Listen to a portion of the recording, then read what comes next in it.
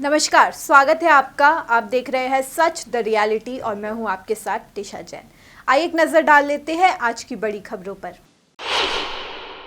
लोकसभा चुनाव के दूसरे चरण की वोटिंग के दौरान बेंगलुरु में एक मतदान केंद्र के बाहर भाजपा और कांग्रेस के कार्यकर्ताओं के बीच झड़प की खबर सामने आई। रिपोर्ट्स के मुताबिक सरजापुर में पोलिंग बूथ के बाहर भाजपा और कांग्रेस के कार्यकर्ता एक दूसरे से भिड़ गए। इसके बाद जमकर हंगामा हुआ। बाद में पुलिस ने मोर्चा संभाला और दोनों दल के कार्यकर्ताओं को शांत कराया। वहीं घटना के बाद पोलिंग बूथ पर भारी पुलिस बल तैनात की गई थी।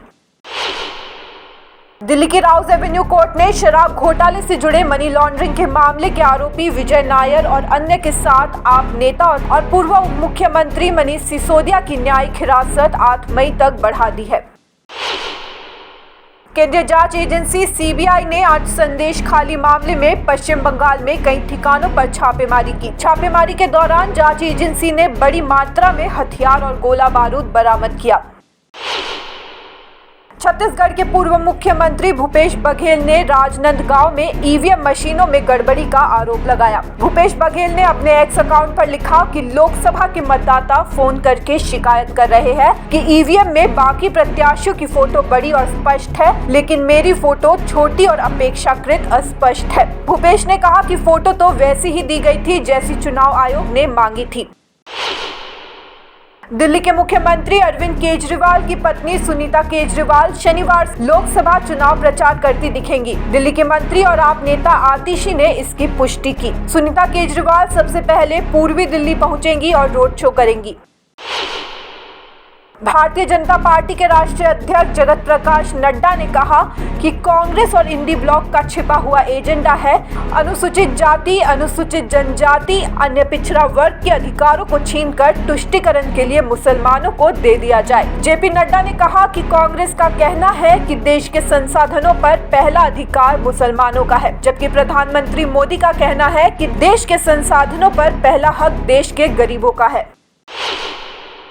लोकसभा चुनाव के बीच सुप्रीम कोर्ट ने आज ईवीएम के वोटों के साथ वीवीपैट पर्चियों का मिलान वाली याचिका पर फैसला सुनाया। कोर्ट ने कहा कि तकनीकी पहलुओं पर चर्चा के बाद सभी याचिकाएं खारिज कर दी है। कोर्ट के फैसले के बाद समाजवादी पार्टी प्रमुख अखिलेश यादव ने प्रतिक्रिया दी और कहा कि ईवीएम और वीवीपैट को लेकर लड़ाई बहुत लंबी है, ये लड़ाई रुकेगी नहीं। अखिलेश ने कहा जर्मनी में भी ईवीएम से वोट नहीं किया जाता, इंडिया गठबंधन को जिताओ और ईवीएम को हटाओ। उन्होंने कहा पीडीए परिवार से बीजेपी घबराई हुई है, पीडीए परिवार से बीजेपी घबराई हुई है, पीडीए परिवार अपने अधिकार की मांग कर रहा है। कांग्रेस के पूर्व अध्यक्ष राहुल गांधी ने कर्नाटक की बीजापुर की रैली में बीजेपी पर जमकर हमला बोला। उन्होंने कहा कि आजकल नरेंद्र मोदी अपने भाषण के दौरान घबराए हुए रहते हैं और शायद कुछ दिनों में स्टेज पर उनके आंसू निकल आए। राहुल ने कहा कि नरेंद्र मोदी ने पिछले 10 साल में 20-25 लोगों को अरबपति बनाया है। उन्होंने एयरपोर्ट, बिजली, खदान, solar wind power, defence sector सब कुछ अडानी और उनके जैसे अरबपतियों को सौंप दिया है, लेकिन गरीबों को कुछ नहीं दिया। राहुल ने आगे कहा कि जितना पैसा नरेंद्र मोदी ने अरबपतियों को दिया है, उतना पैसा हम हिंदुस्तान के गरीबों को देंगे। दिल्ली हाई कोर्ट को आज यानी 26 अप्रैल को उस याचिका पर सुनवाई करनी थी जिसमें प्रधानमंत्री नरेंद्र मोदी पर भगवान और पूजा स्थल के नाम पर वोट मांगने के आरोप में 6 साल तक चुनाव लड़ने का प्रतिबंध लगाने की मांग की गई है। हालांकि जस्टिस सचिन दत्ता के मौजूद न होने की वजह से मामले पर सुनवाई टल गई। जानकारी के मुताबिक दिल्ली हाई कोर्ट अब मामले पर सोमवार को सुनवाई करेगा। इस याचिका में 9 अप्रैल को यूपी के पीलीभीत में प्रधानमंत्री नरेंद्र मोदी की चुनावी रैली के दौरान दिए गए भाषण में आचार संहिता का उल्लंघन करने के लिए प्रधानमंत्री नरेंद्र मोदी को चुनाव लड़ने से अयोग्य घोषित करने की मांग की गई है।